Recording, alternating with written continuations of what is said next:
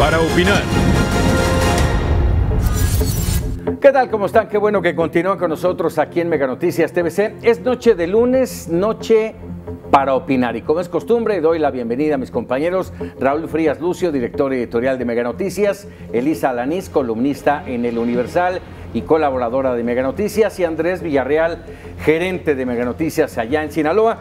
Buenas noches a todos, compañeros, y bueno, si les parece, vamos a entrar de lleno con la columna que el periódico El Universal publica hoy de Salvador García Soto, AMLO a gobernadores, apapachos e inversiones, así lo titula, es el nombre de esta colaboración. Claro que hasta en los apapachos a los gobernadores hay niveles, porque aunque a todos los mandatarios locales de todos los partidos les ha dado el mismo reconocimiento y apoyo durante su gira nacional, a ninguno de ellos ha ofrecido lo que el domingo pasado, en plena Plaza de las Tres Culturas de Tlatelolco, le prometió a la jefa de gobierno de la Ciudad de México, Claudia Sheinbaum, que el gobierno federal absorberá el gasto de todos los programas sociales de la CDMX, con lo que el gobierno capitalino tendrá 20,000 millones de pesos liberados para invertir en otros rubros de la ciudad.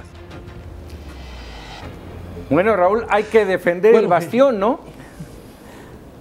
Fíjate que de esta gira del agradecimiento que ha encabezado López Obrador por diferentes partes de la República Mexicana, sin duda esto que bien cabecea Salvador García Soto, apapachos e inversiones. Y les voy a platicar lo que sucedió aquí en Jalisco durante esta reunión que tuvo López Obrador, tanto con el gobernador constitucional de Jalisco todavía, Aristóteles Sandoval, como con Enrique Alfaro, que es el gobernador electo que a partir del 5 de diciembre protestará como gobernador del estado. Pero tiene razón Salvador García Soto que esta gira se ha convertido, digamos, en una forma en como López Obrador ha venido diciendo en todo el país que los superdelegados o estos personajes que de alguna forma van a hacer su contacto en cada una de las 32 entidades del país, bueno, tienen que respetar la investidura del gobernador constitucional.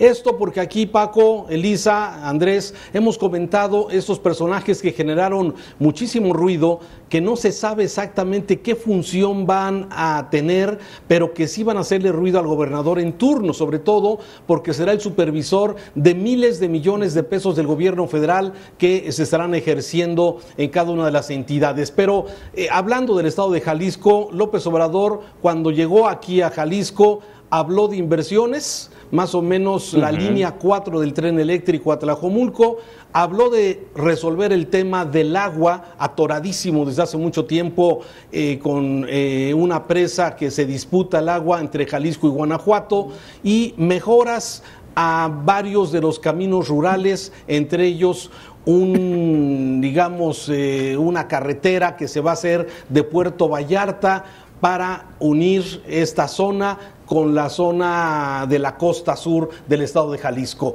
Así es que inversiones y apapachos, efectivamente, cuando en campaña López Obrador y Alfaro, por ejemplo, pues se dijeron calificativos feos, ¿sí? Entonces, esto fue lo que pasa. A ver, dime una cosa, y es una pregunta para todos. Hablaste del tema de los virreyes y en cada una de las entidades a las que va, subraya. A ver, señores, aquí el que gobierna es fulanito de tal, gobernador de la entidad. Hay que respetarlo. ¿Es una forma de decir aguas porque ahí voy con mis virreyes? Andrés. Mira, Yo creo que además de estos apapachos que ha hecho Andrés Manuel López Obrador a los gobernadores, hay debajo, subyace aquí un tema muy importante. Hay una falta de contrapesos, Paco, Elisa, Raúl, lo sabemos en todo el país.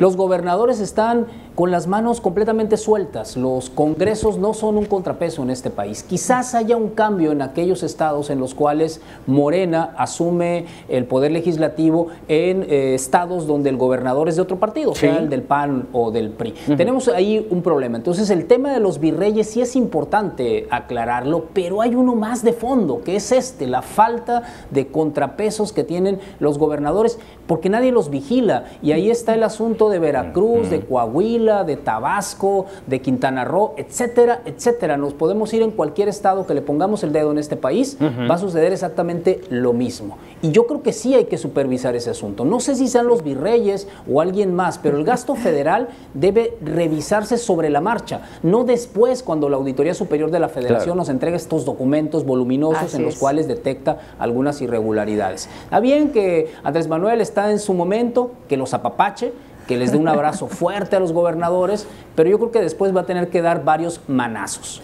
Sí, yo creo que es el previo, ¿no? Es el previo de alguien que llega con un 53% de legitimidad, de votos, de poder, en donde arrasó en la mayoría de los estados Morena, también en Congreso, es una presencia de una fuerza naciente que nunca habíamos visto llegar a tener el poder que tiene. Entonces, me imagino que estamos viviendo esta parte en donde ya es presidente electo. Terminaron las campañas y ahora vienen los besos, los apapachos, pero las acciones son contundentes. Los superdelegados van a tener un poder importantísimo de aquí en adelante. A ver, pero aquí el punto es, y con eso iniciaba... Sí, adelante, Raúl. Sí, pero a ver, tienes razón en algo de lo que dice Andrés. A ver, estos abusos que vimos en muchas de las entidades se dio precisamente porque las contralorías estatales, porque los congresos y las auditorías estatales no hicieron el trabajo, ¿sí? Entonces, en principio sale y suena muy interesante estos superdelegados que van a vigilar el buen uso del gasto del dinero, pero al mismo tiempo, y aquí lo hemos comentado, esas figuras van a competir políticamente con el gobernador en turno. O sea, tiene muchas aristas, Paco. Sí, y podríamos hablar de que son ya de antemano los designados para la próxima contienda por el gobierno. Yo creo que habría que revisar cada caso, Raúl y Paco. Es decir, no creo que en todos los casos sea que estos coordinadores van a jugar este papel. Evidentemente están jugando un papel político, eso es obvio, ¿no? Nadie lo puede negar, eso es obvio, juegan un papel político. Pero más allá, yo quisiera que jugaran un papel administrativo, como esta figura que tienen algunas alcaldías en muchos países, particularmente en los Estados Unidos, que tienen un administrador y tienen el alcalde. Y el mayor lo que hace es jugar su papel político, que eso es lo que tiene que hacer, y el gerente se pone a trabajar números, cómo están los servicios públicos, los programas, etcétera. Eso es lo que yo quisiera que se convirtieran estos virreyes, que se han llamado virreyes, a mí no me gusta llamarlos así, pero yo creo que va a depender mucho de la personalidad que tenga cada uno de ellos en los estados. Creo, por ejemplo, que el de Sinaloa no le veo perfil para que esté compitiendo con el gobernador o que esté perfilándose para ser el candidato en el 2021. No le veo en Sinaloa y no sé cómo esté en otros estados. Sí, el poder que van a tener, yo creo que más que de exposición política va a ser el poder económico, que les va a dar muchísimo, porque antes se diluía toda esa responsabilidad en las distintas secretarías, había muchos y ahora va a haber un representante con contacto directísimo y esperemos que eso signifique también una mayor transparencia y rendición de cuentas, porque sabemos quién va a ser ese superdelegado y entonces ahí podemos también tener la mira, porque lo cierto es que, lo que pasa es que luego me confundí porque lo que llamaban virreyes era a los gobernadores y ahora le están llamando a los superdelegados, entonces aquí en ese sentido competirán, pero yo creo que tendrá que ser un contrapeso a los excesos que vimos en este sexenio, en donde arrancó con gobernadores y terminó con perseguidos políticos, con encarcelados y con señalados. Los mejores en la foto, pero bueno, aquí yo insisto en el tema, sí, apapachos, inversiones a cada una de las entidades que va, pero como lo que pasó en la Ciudad de México con Claudia Sheinbaum, que le dice, no te preocupes, vas libre con tu dinero para hacer lo que necesites. No fue igual que en otras entidades, y yo insistía, y era el motivo de la pregunta al principio, hay que defender el bastión porque no lo podemos negar. La Ciudad de México es el bastión morenista. Bueno, yo diría que casi todo el país, Paco. Yo creo que ya ese bastión morenista en la Ciudad de México, pero tienes razón, el trato que se le da a la capital del país, pero no es de hoy. La gente que vivimos en el interior del país hemos observado cómo a través del tiempo, si ese centralismo sigue privilegiando, por ejemplo, este tipo de cosas. La inversión que tiene la Ciudad de México no la tiene ningún estado, ninguna ciudad de la República Mexicana que sea a cuenta de, digamos, de fondo perdido. Tú lo sabes y todo el mundo lo sabe, el metro, las líneas que tiene de Metrobús la Ciudad de México. Sí, y la inversión que se genera por parte del gobierno federal a fondo perdido no se da en ningún lado. Hoy Guadalajara tiene una inversión de una línea 3 que tiene más o menos 20,000 millones de pesos, pero la cuestión operativa será precisamente con tarifa real para que sea negocio o que funcione, digamos, sin subsidio el tren eléctrico urbano. Esas son las grandes diferencias que observamos desde el interior del país hacia este México centralista, donde se sigue de alguna forma privilegiando programas sociales que no le van a costar al Distrito Federal, que fue lo que anunció López Obrador. Bueno, pues ahí está parte de esta gira del agradecimiento de Andrés Manuel López Obrador. Aún no termina, pero nosotros vamos a un corte y regresamos porque esta noche es para opinar. Si les parece, nos vamos ahora con la columna de Raimundo Rivapalacio. Otra vez Andrés Manuel, que publica el periódico El Financiero, y en ella advierte que Andrés Manuel retomó la idea de desaparecer a las Fuerzas Armadas y convertirlas en una Guardia Civil. Y habla también de las consecuencias de una decisión de ese tamaño. Y otra columna que aborda el delicado tema de la seguridad nacional es la que publica Denise Dresser en el periódico Reforma y que titula Sembrar la paz. En ella urge al nuevo gobierno a regular las drogas. De otro modo, el baño de sangre, dice, no acabará. Pedirle a las Fuerzas Armadas que asuman las tareas de seguridad pública sin armas es tanto como entregar a soldados y marinos al crimen organizado. Las armas son un disuasivo y la distorsión mexicana en materia de uso de la fuerza no puede ser resuelta mediante el desarme. Un tema es el abuso de la fuerza y las violaciones a los derechos humanos, que tienen que atajarse y castigarse, y otro, regalar el país al poderío bélico que tienen los cárteles de la droga.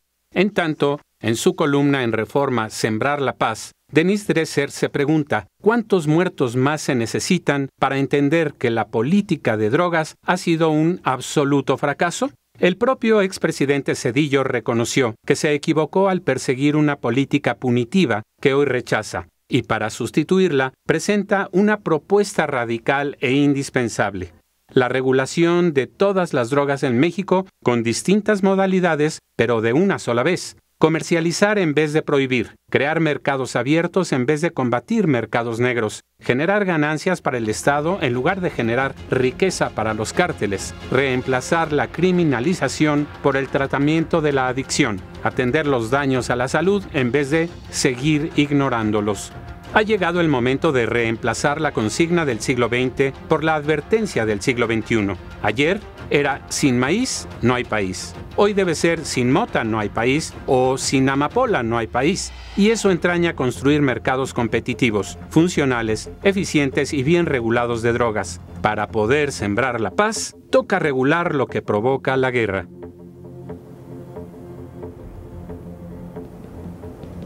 Adelante, Andrés. Bueno, en el anterior bloque hablábamos de estos abrazos que está repartiendo Andrés Manuel López Obrador y hay que ligarlo con esta frase que el propio Andrés Manuel dijo en alguno de los debates de abrazos, no balazos. Ahora viene la realidad.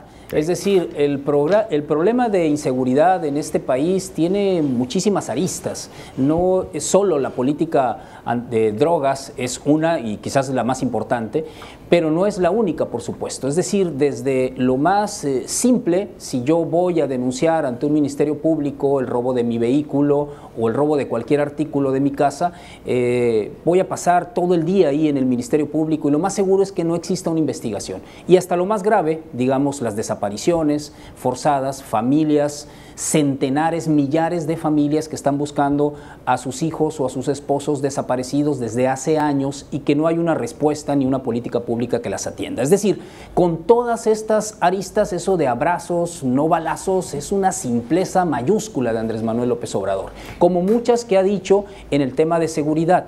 Este país, desgraciadamente, no ha logrado construir una política de seguridad a largo plazo, independientemente de Fox, Felipe Calderón, Enrique Peña Nieto, Ernesto Zedillo, el que sea.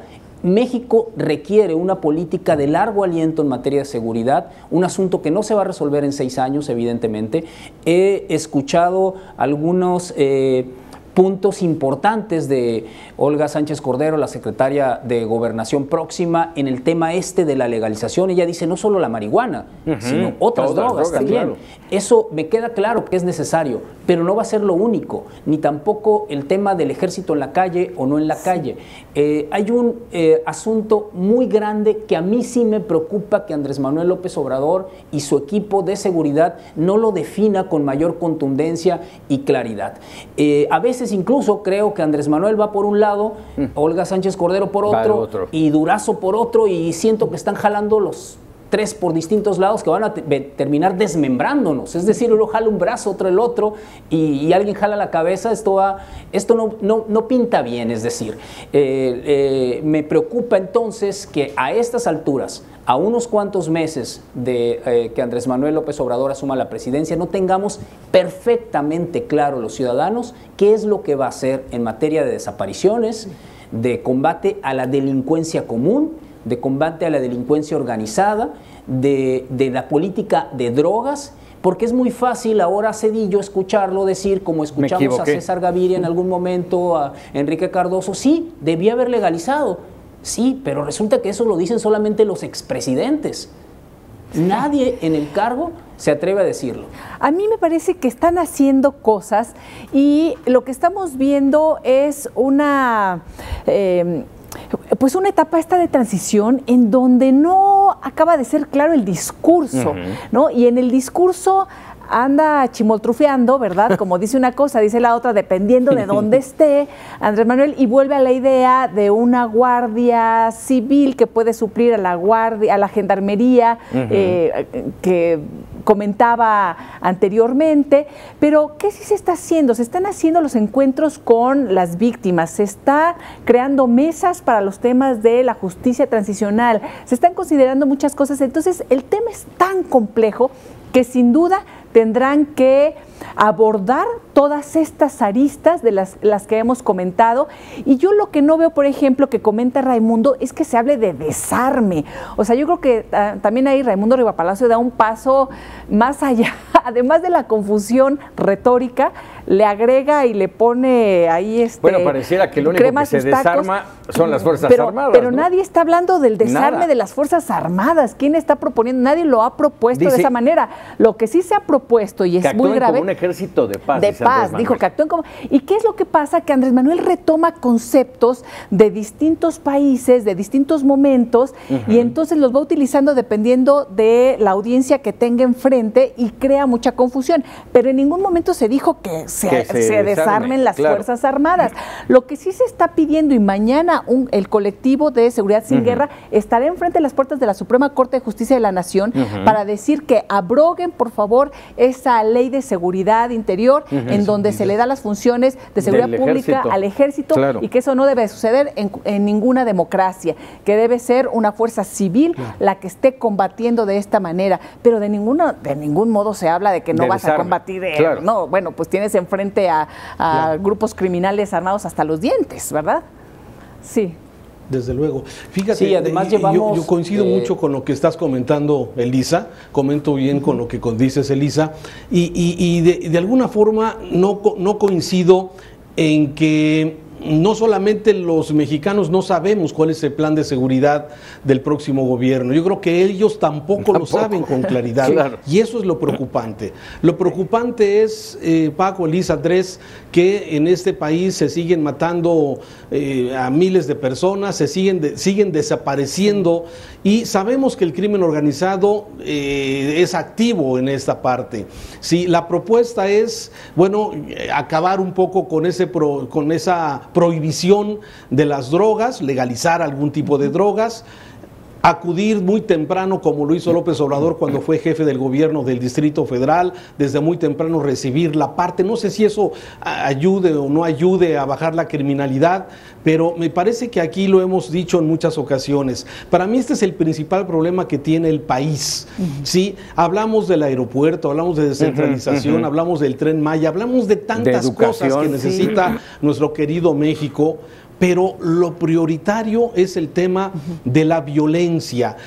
Hace unos días tuvimos aquí en Guadalajara el tema de los tráileres estos de la muerte, que ejemplifica en una forma muy dramática el drama de los muertos y los desaparecidos, y me parece que no hay claridad exactamente en lo que se va a hacer. Como dices, escuchas a Olga Sánchez Cordero, escuchas a Alfonso Durazo, escuchas a López Obrador con este ejército de paz, y me parece que los criminales no solamente es de buena voluntad de dejar y buscar la paz. Vemos que hay maldad en estos grupos criminales, y lo veo muy complicado que se pueda acabar en el 1 de diciembre. Ahora, ¿no? esto que estás mencionando, todo está correlacionado, todo esto que acabas de decir tiene una relación simbiótica, y lo dice de alguna manera Andrés Manuel. Yo se los planteo, dice: si hay trabajo, si hay bienestar, si se atiende a los jóvenes, vamos a lograr la paz.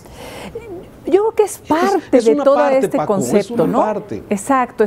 Como bien comentaba Raúl, tiene que ser una estrategia integral, y va a ser a muy largo plazo, en donde por un lado está el combate a la pobreza, a la desigualdad, dar oportunidades a los jóvenes. Eso es un tema que lo tienen muy presente, lo tienen claro. Y tendrá que ser a través de los secretarios correspondientes que atiendan estos temas. Lo que no hay claro es eso, ¿cómo hacerlo? El otro tema, por ejemplo, el subsecretario de Egresos tiene una publicación fantástica sobre temas de desigualdad y de combate a la pobreza, Gerardo Esquivel, que seguramente podrá hacer mucho desde la posición en donde esté, para poner un ejemplo.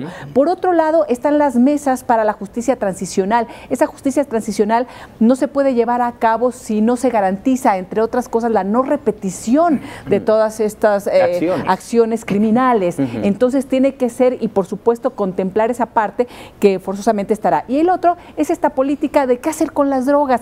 El documento que presentó el expresidente Ernesto Zedillo junto con Alejandro Madrazo, Catalina Pérez Correa, es fantástico, vale la pena leerlo, porque además hacen un resumen de qué hacer con cada una de las drogas, en donde dice: ya no pueden cerrar los ojos el Estado y decir a nosotros no nos corresponde. Si te corresponde, ahí están, es un negociazo, y tienes que regularlas de una u otra manera, dependiendo también de qué tipo de drogas se trate. Y hace toda una exposición en lo de la política de drogas en México, causa de una tragedia nacional, una propuesta radical e indispensable para remediarla. A mí me llama la atención el por qué hoy, Raúl, por qué hoy se está tocando con tanta fuerza el tema del prohibicionismo. Lo habíamos manejado en otros momentos, pero hoy especialmente tiene un empuje bárbaro. Y yo preguntaría, ¿quién está detrás?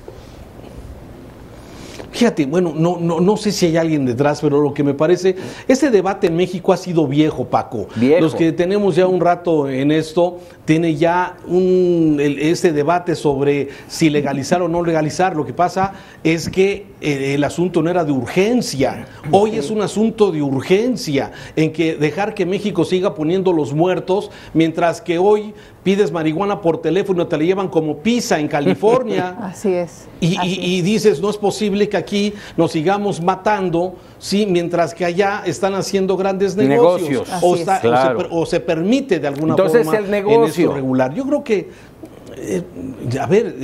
es claro que esto es un negocio, y el problema es que este es un negocio que en México lo tienen los criminales. Así es. O sea, eso Oye, Raúl, los criminales y quienes estén coludidos con los criminales, o que ya son parte de esos grupos y que están además en gobiernos, porque no únicamente se han infiltrado ya están ahí. Entonces hay un tema también de velar toda esta situación que nos ha sucedido, porque no se puede entender lo que nos ha pasado y el crecimiento de los cárteles y el negocio boyante y la inseguridad y la sangre y la violencia sin la colusión de estas autoridades. Entonces creo que ahí va a estar uno de los grandes retos, Déjame hacer una última. Que es otro tema que está tocando Elisa, que no ha hablado Andrés Manuel López Obrador, de la corrupción.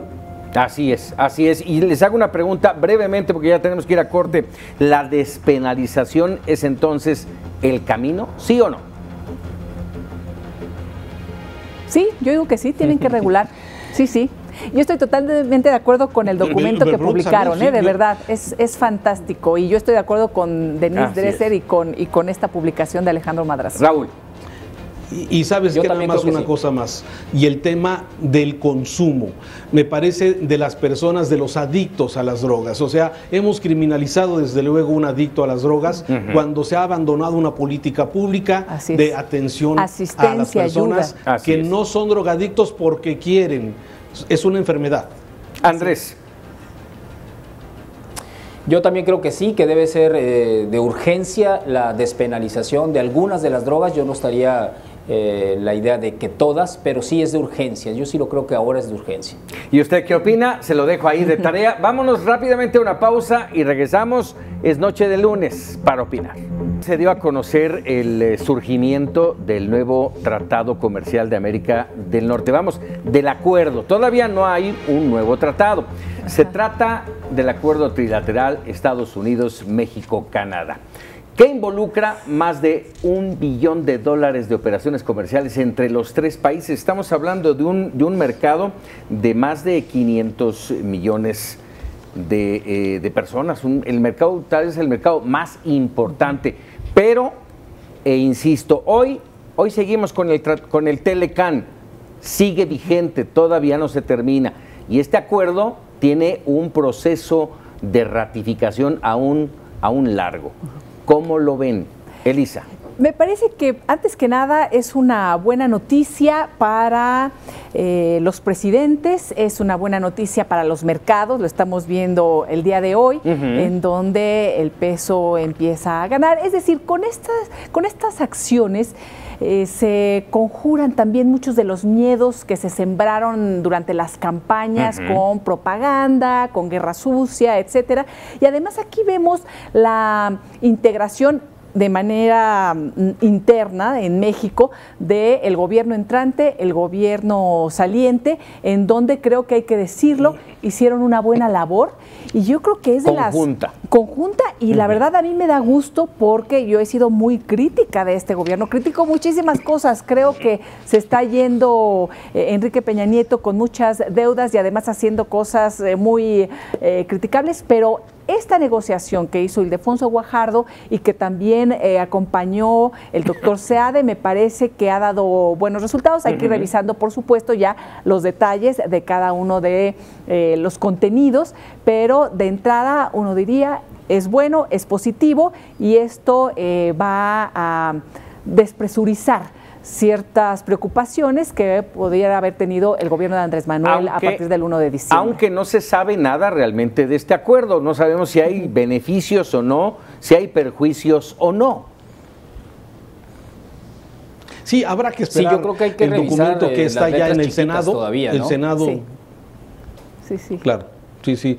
El documento está en el Senado, habrá que ver en qué términos viene. Se habla ya del término del nombre, que ya no será el Tratado de Libre Comercio, ahora incluye las tres siglas de Estados Unidos, Canadá y México. Pero yo creo que habrá que esperar cuáles son los resultados. Me llamó la atención el tuit del Donald Trump felicitando a México y a Canadá. Sí. O sea, como no sé, tiene muchos significados, sí, señalando esta parte donde, bueno, y Estados Unidos era simple espectador o también va a resultar beneficiado o qué. En fin, yo creo que hay que esperar que los técnicos, todo mundo celebra que es bueno que haya entrado Canadá a este acuerdo comercial, ¿sí? Y habrá que esperar, bueno, cuáles son los resultados en concreto sobre el tema de salarios en la frontera, sobre el tema de contenido de producto estadounidense en el armado de los vehículos, que eso es todo un tema y que puede afectar directamente a las plantas armadoras ubicadas en México. Y bueno, lo que tanto se ha hablado, mejorar el salario de los técnicos, de los ingenieros mexicanos, que habrá que ver si llegamos a los estándares que se están solicitando en el Tratado de Libre Comercio. Habrá que ver la letra chiquita, Andrés. Sí, solamente hay que resolver esta parte que está mencionando Raúl hace un momento, que será muy importante. Si el tratado, como lo que se ha sabido hasta el momento, es que incluirá esta revisión de los salarios en la rama automotriz, será muy importante conocerla, porque aunque es muy especializado, la industria automotriz, aún así hay muchas de sus áreas que realmente siguen siendo mal pagados, es decir, a pesar de su nivel de especialización, los obreros ganan entre 6 y 10 mil pesos en algunos de los lados de estas autopartes que se fabrican en México. Esa parte sería interesante revisarla. Parece que el rubro agrícola, para hablar de Sinaloa, por ejemplo, que dependen mucho de la exportación, particularmente de sus hortalizas, no sufre gran cambio en el tema de los alimentos. Eso es lo que parece hasta el momento, pero insisto, sí hay que revisar estas letras pequeñas que seguramente va a tener el Tratado de Libre Comercio. Para las zonas agrícolas de alta productividad en México ha sido benéfico en términos generales. El nuevo gobierno de Andrés Manuel López Obrador, bueno, los candidatos en su momento, especialmente los candidatos al Senado, hablaban de revertir muchos de los puntos en el Tratado de Libre Comercio. Obvio ya no será posible, pero aún así hablaban de esos temas sin saber realmente cuáles eran. En el tema agrícola no hay mucho que revisar, pero sí en la industria automotriz veamos cómo le va, porque para muchas zonas es importante los trabajos en esta rama. Oigan, no sé cómo lo ven ustedes, pero yo creo que además para Donald Trump, como es un hombre también de gran show, de estar diciendo promesas y después quererlas cumplir a fuerza, como el tema del muro y todo esto que ya sabemos, que seguramente va a continuar a pesar de este momento de paz, digamos, y de abrazos y de besos también con el mandatario de Estados Unidos. Pero yo creo que a él le interesaban varias cosas. Uno, bajar la presión que se vive en Estados Unidos con el probable de el próximo miembro de la Suprema Corte, que es un escandalazo allá y que, bueno, está dividiendo mucho a los estadounidenses. Y por otro lado, él había prometido que iba a cambiar el TLC, que no iba a haber NAFTA, y entonces ya le cambió de nombre. Entonces, con eso, él va a seguir con su propaganda, con su demagogia y todo. Y por ahí empezaron a surgir los memes porque tienen un nombre ahora muy complicado. Y vi uno que decía, ¿por qué no le llamamos mejor primero lo de México y después Estados Unidos? Entonces sería México, US, Canada Commercial Agreement, o sea, Muscaca. Decía, se nos va a hacer más fácil recordarlo porque de plano está muy complicado el nombre. Y ahí mencionabas, Raúl, el tema del tuit de Donald Trump. ¿Por qué poner y felicitar a México y a Canadá? Porque él se está tomando el liderazgo de este cambio y, como bien lo menciona Elisa, él lo prometió. Bueno, pues está de alguna manera diciendo, yo lo prometí, yo lo cumplí. Pero bueno, ahí está, ahí este tema. Noviembre. Exactamente, la elección es en noviembre, Paco. Sí. Y las últimas encuestas no favorecen a los republicanos. Así es. Así es que, bueno, yo creo que ahí hay todo un tema que seguramente será de análisis de los analistas internacionales en este tema, ¿no? Así es, sin duda. Y bueno, sin olvidar que este tema de escándalo en los Estados Unidos le ha pegado mucho a los republicanos. Pero bueno, en este entorno de cambios, de situaciones económicas, viene lo que ya habíamos platicado aquí justo la semana pasada, de que vendría un cambio para diciembre, si no mal recuerdo, en el Banco de México. Y ahora se confirma, Jonathan Heath, economista independiente, está postulado, bueno, lo va a postular Andrés Manuel López Obrador como subgobernador del Banco de México. Y yo pregunto aquí, y lo comentábamos, insisto, la semana pasada, ¿vale la pena? ¿Es necesario un contrapeso en la Junta de Gobierno del Banco de México? Bueno, si me permiten, bueno, de acuerdo a a los expertos. Siempre es importante que en la Junta del Banco de México existan diferentes personajes que vengan de diferentes, que tengan su diferente origen. En este caso estamos hablando de Jonathan Heath, que viene del sector privado, que no es la primera vez que el sector privado tendría un asiento en el Banco de México, y los expertos señalan que más allá de contrapeso a un representante de López Obrador, lo que significa es que un asiento del sector privado dentro del gobierno de Banco de México puede ser muy positivo, más que contrapesos o no, que yo sé que ese es el origen y la duda seguramente de muchas personas respecto al tema del Banco de México, ¿no? Así es. Jonathan Heath Yo es creo un que en el experto, tema de los ¿verdad? organismos autónomos... Sí, Andrés, sí, adelante. Perdón, en el tema de los organismos autónomos hay que poner el ojo también quiénes van a hacer las propuestas una vez que se desocupen algunos de los cargos o que sea necesario suplir a alguien en todos estos organismos autónomos para ver el perfil que empezarán a tener. Si algo necesita este país justamente para los contrapesos es la legitimidad de estos organismos autónomos, sea obviamente el Banco de México, el INAI y cualquiera otro, el INE por supuesto. A mí me gusta mucho el perfil de Jonathan Heath porque sí me parece que sería un contrapeso importante. Es un hombre que la autonomía de llegar desde la parte privada, teniendo la experiencia, por supuesto, también en lo público, siendo un experto en macroeconomía, con doctorado en la Universidad de Pensilvania, es decir, alguien reconocido, se ha mantenido también siempre con esta postura muy crítica, incluso de los propios análisis, propuestas e investigaciones del Banco de México. Así lo ha sido en temas anteriores y ha sido muy crítico, por ejemplo, del tema de la corrupción que ha habido, de las posiciones dogmáticas también de sus miembros. Él ha propuesto incluso que se cree un consejo fiscal que podría ser contrapeso a subsecretarías de Hacienda y Crédito Público. Entonces son propuestas interesantes que sobre todo está dispuesto a ponerlas sobre la mesa sin temor a perder algún puesto, a amigos, a un hueso, que luego eso suele suceder con los servidores públicos, ¿no?